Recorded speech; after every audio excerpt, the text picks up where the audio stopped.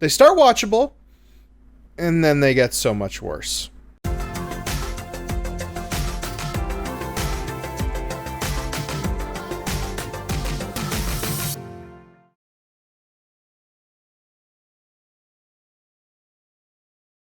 Greetings, crew members. We're back with another review, and this time of both the Hitman movies.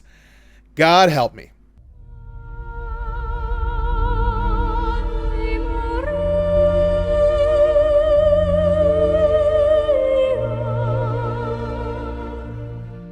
That's right, I took a look at both Hitman films, Hitman from 2007 and Hitman Agent 47 from 2015. Now, I wanted to take a look at both these films because we recently released a Vaulted review on our channel for the Hitman 2016 and 2018 games, where we took a rather in-depth look at the franchise. But something we didn't really cover in those were the movies themselves. The first one was made in 2007, starring Timothy Olyphant, and the second in 2015, starring Rupert Friend. I have some opinions about these movies, so let's just get into them. The first one, made in 2007, starring Timothy Olyphant, was directed by Xavier Jens. I'm sure you've heard of his storied career as a filmmaker.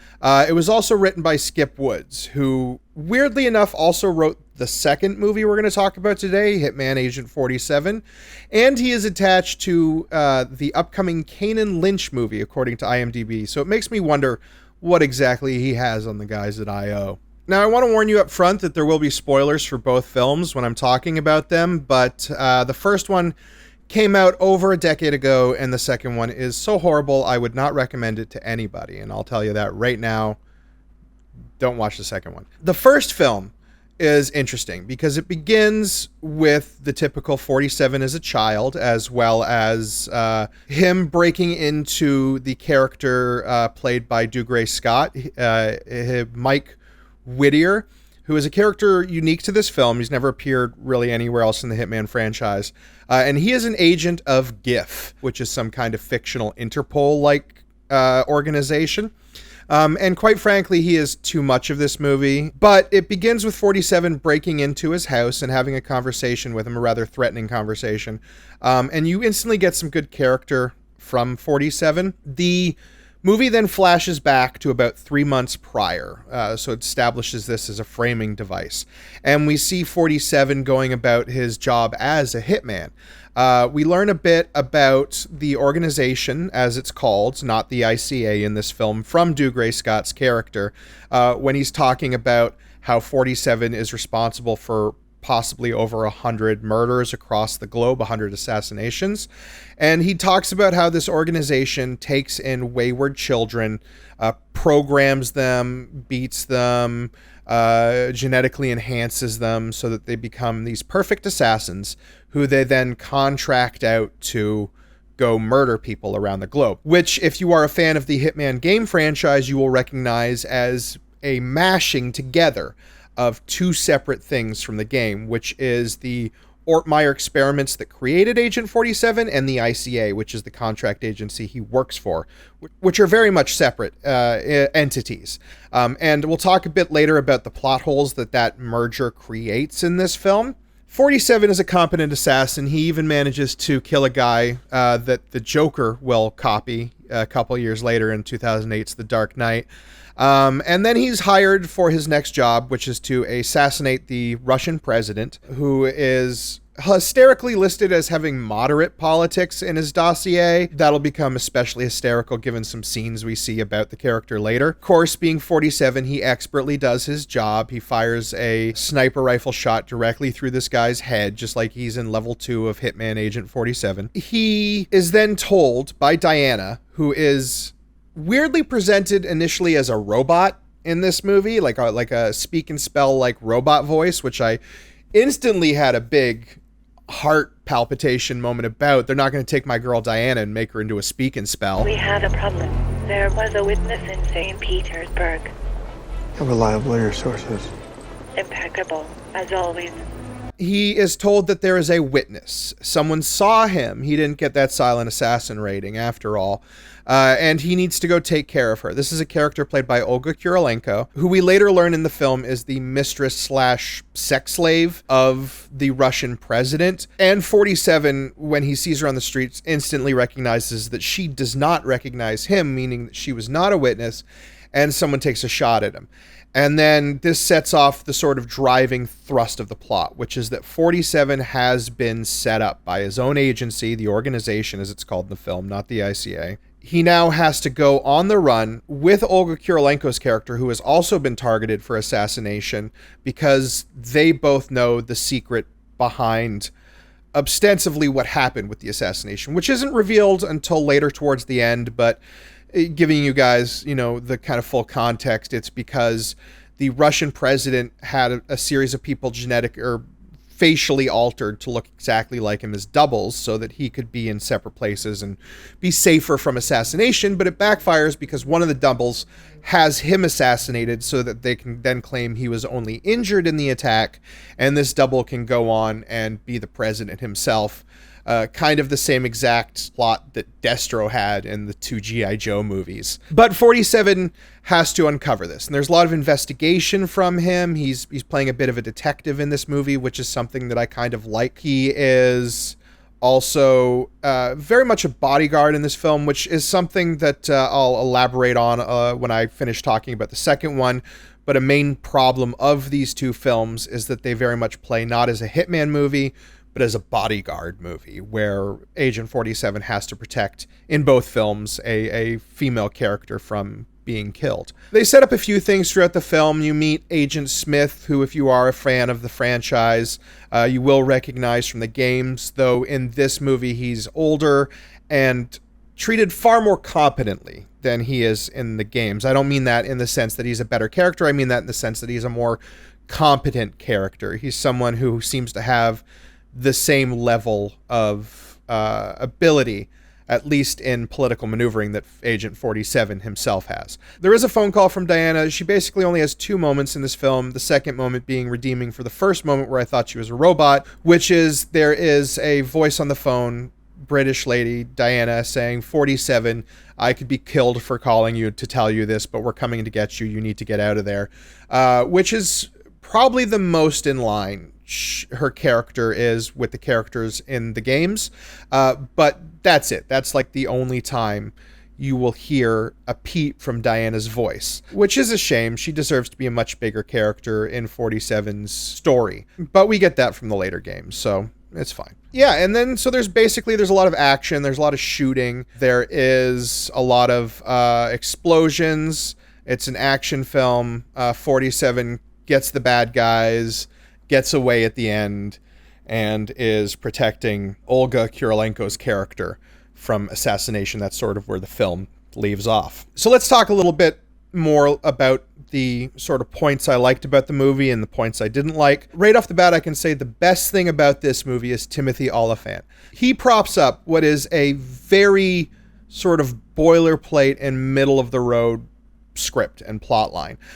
He has a lot of charisma. You really get the feeling of what kind of character he is going for with 47. And 47 has a character in this movie, which is really good. He is uncomfortable with sexuality, and he is uncomfortable with intimacy. You see that in an early scene where he rejects the advances rather bluntly of a woman who's into him in the bar. You see that throughout the film with Olga Kurylenko's character, who very much is about trying to force sex on 47, but it becomes sort of because that's the way she has survived her entire life.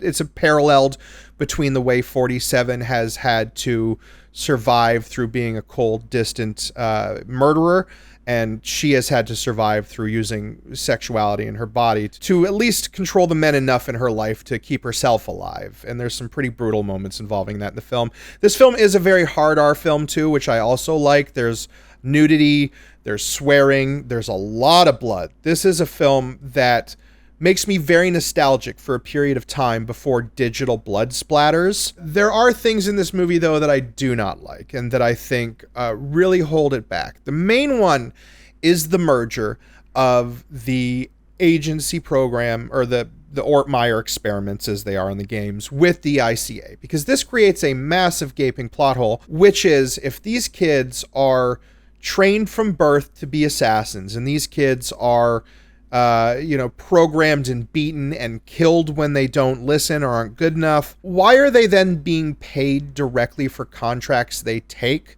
on behalf of the organization? You see 47 having money transferred into his account. What does he need that money for? Why wouldn't he just be on an expense account? And also, why are they shooting at these kids when they're trying to escape if they're just raising them to have complete worldly autonomy and their own private bank accounts? It also creates some other problems too, which is that every assassin from the organization looks exactly like 47. They have barcode tattoos, they're bald, they wear the same exact black suit with red tie like it's the ICA's business uniform. It's dumb for a couple of reasons. One, it takes away from the uniqueness of 47 as a character, being sort of the Captain America of assassination, in the sense that he was created by a scientist, but nobody could ever really replicate that scientist's work, and that scientist is now dead, and he sort of remains as the one pinnacle of these various projects. And it also goes back to an earlier scene where Dougray Scott, again being way too much of a part of this film, shows that board, and he says, we've been tracking this bald tattooed assassin across the world. Is he just tracking 47, or is he tracking 27 different guys who all look exactly like 47? If he is just tracking 47, that makes 47 a worse assassin, because how come he's able to track 47 but not 27 other bald dudes?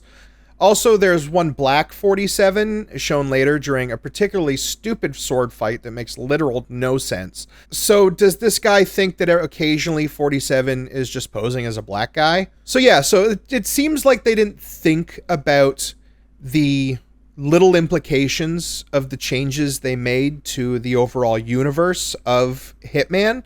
And that creates just this watershed of improbabilities and this watershed of things that aren't thought through. There's also a couple other really dumb things in this film. There is these Russian SWAT members when 47 is being stormed in the hotel room.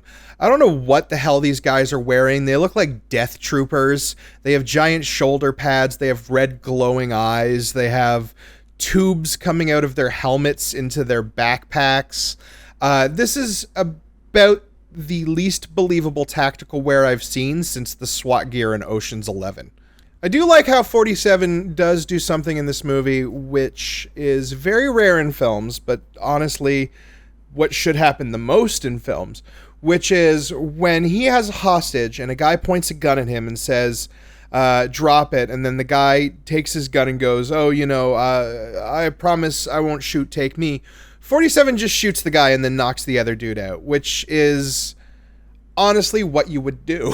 Overall, this film was more enjoyable than I remembered it being when I first saw it, because I haven't seen it since it came out in 2007, and I think, around that time there were certainly better movies of this type, but with some years distance looking back on it, it was very good. Oliphant's performance is a real standout. The pace moves well. The scenes between him and Oleg Kurylenko have a lot of chemistry. I believe this relationship between 47 and this woman, which is a side of 47 we don't usually get to see. If the film does fall down, it's in all of these plot holes and logical inconsistencies, and quite frankly, a rather underwhelming conspiracy once it's revealed. I'm going to give Hitman a 3 out of 5.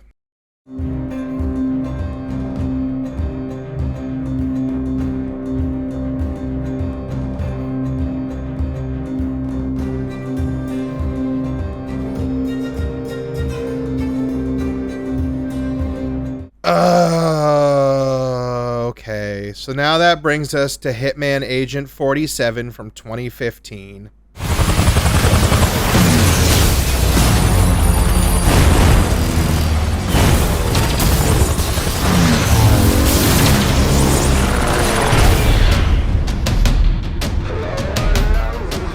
Hitman Hitman Agent 47 came out in 2015, stars Rupert Friend as the titular Agent 47, as well as Zachary Quinto as John Smith. It also has Teki Cario, who gets to sit in a chair for the entire run, really reaching Bruce Willis levels of success there. So this film begins sort of the same way as the previous Hitman film, with the flashbacks and setup of 47 as a child. Only this time we're treated to narration, which is always a great sign of a film. We learned that back in the Soviet age, or I guess the 90s, depending on the timeline now, a Russian scientist by the name of Vanko, that's right, not Ortmeyer, but Vanko, ran an experiment where he took a bunch of children, genetically engineered them into perfect soldiers, basically living gods, called it the Agent Program. Strike one, they were subjects, not agents. Then the program fell apart and the agents sort of scattered to the wind. And then a couple years later, a Russian oligarch, criminal, bad guy who leads an organization called the Syndicate, wants to find Vanko in order to recreate his super soldier experiments.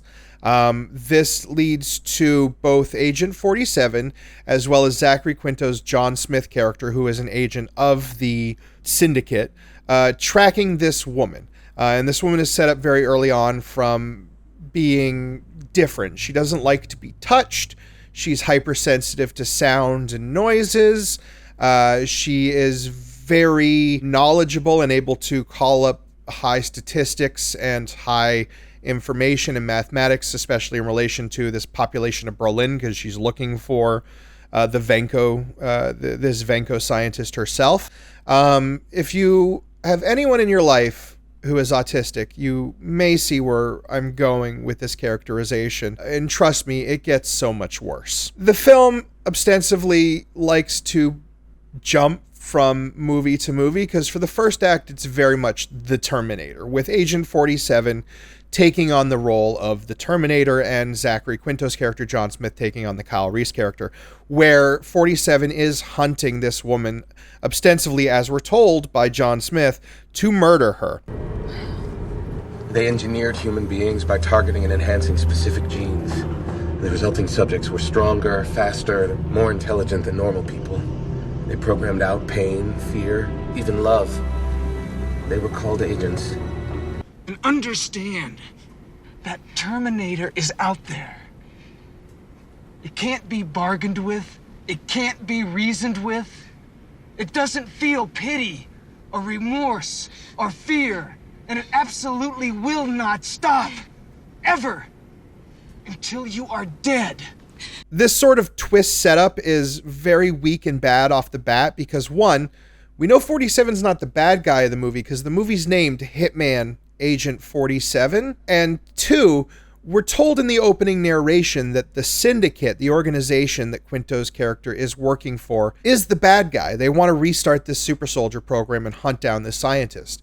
So it really feels odd that for the first act, they're treating this as if 47 is the threat and Quinto is the hero. But this is cut off basically in the first act when 47 finally catches up to her, takes her in, and through a series of revelations that had me rolling my eyes so hard, I was physically hurting my eyelids. We learned that Katra, which is her name, Katra Van Dies, is not actually named Katra Van Dies. She's named, you'll excuse my accent butchering, but Katra Van Die, which is French for 90, because she is Agent 90.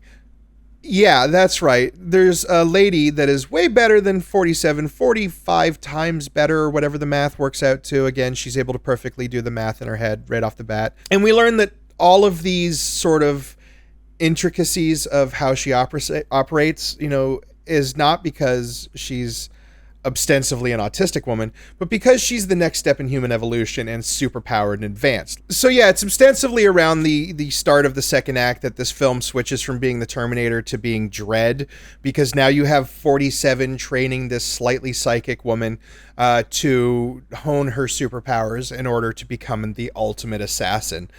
He does a really stupid thing where he ties her to a chair in front of a jet engine and is just like, you can escape, and then she does a lot of really cool flips and doodads and stuff and throws the chair into the jet engine, and she comes out and he's just like, you were slow about it, which is echoed a few more times throughout the film. Again, it's very much that Dredd-Anderton relationship. They're just wholesale stealing for this film. Oh, and surprise, Zachary Quinto comes back as well, because he's also superpowered. It turns out he has some kind of like liquid metal underneath his skin that acts as sort of a subdermal bulletproof vest. 47 can't shoot him or stab him. He has to shoot the guy like 16 times. And they give Zachary Quinto this really bad motivation that crops up upon his return, which is that he is obsessed with getting 47 to admit that Zachary Quinto is better than him.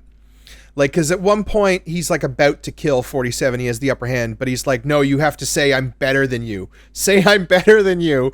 And it's the most whiny, dumb thing ever. So, yeah, so this basically just becomes... around the third act, it moves to Singapore, which is pretty. But they find Kieran Hines' character, who is her dad, Venko, who is treated...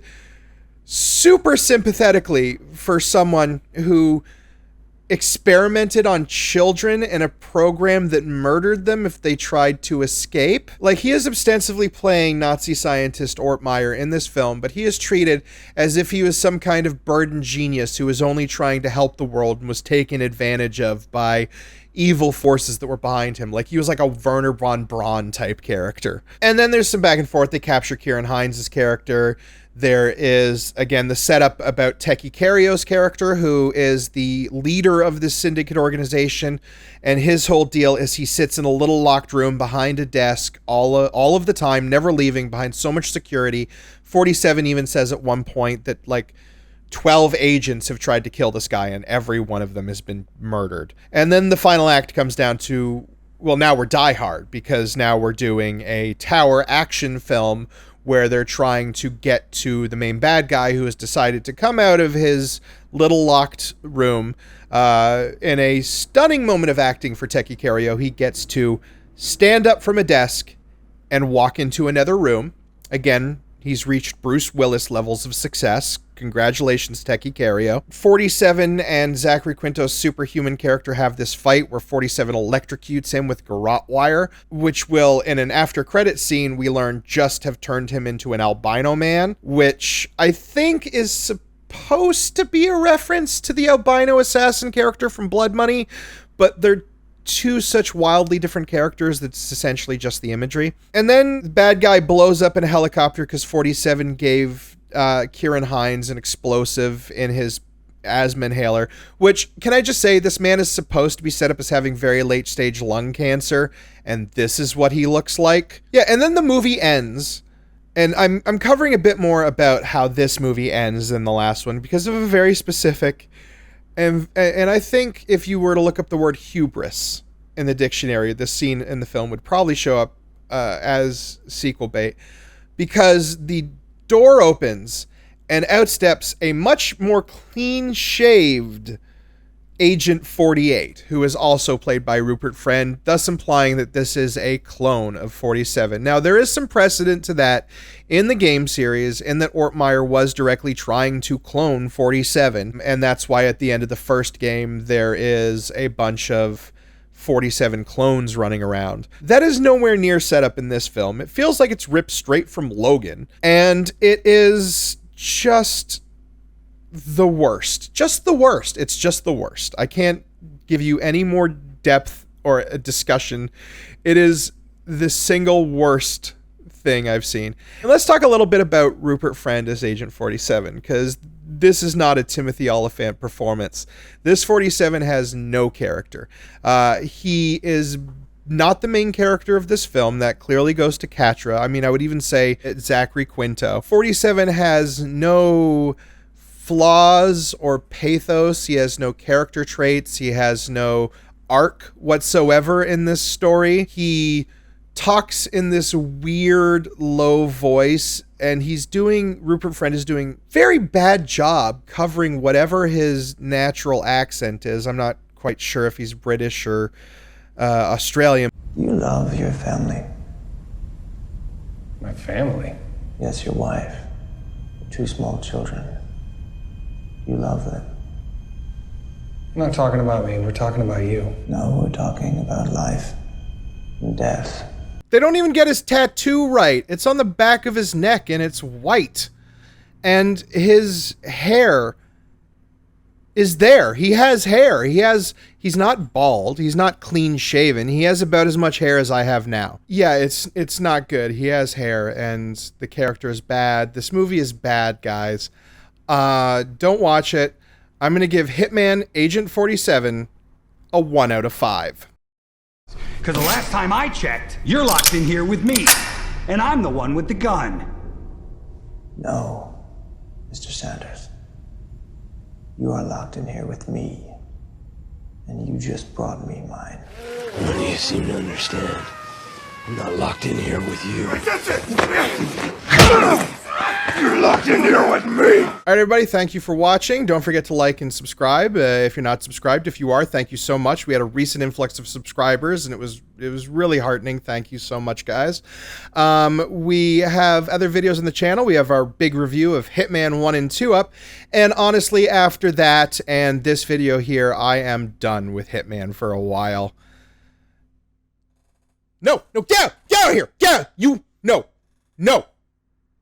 Maybe later, but no. All right, everybody, stay safe and be who you are.